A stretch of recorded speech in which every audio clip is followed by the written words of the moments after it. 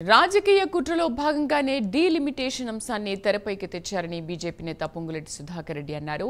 ప్రజల దృష్టిని మళ్లించేందుకు కాంగ్రెస్ ప్రయత్నిస్తోందన్నారు. వీటిని ప్రజలు గమనిస్తున్నారని ఆయన అన్నారు.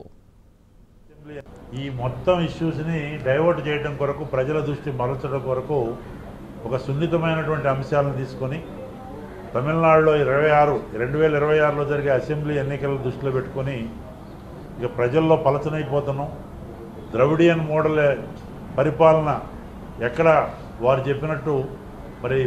చెప్పినటువంటి హామీలు అమలుపరచకుండా ప్రజల్లో పలచనైపోయిన విధానంలో ఇది చాలా పెద్ద ఎత్తున రాజకీయ కుట్రలో భాగంగానే ఈ యొక్క నేరేటివ్ క్రియేట్ చేసి ఈ దేశ సమగ్రతకి ఐక్యతకి భంగం కలిగే చర్యలకు పాల్పడ్డటువంటి సమావేశం.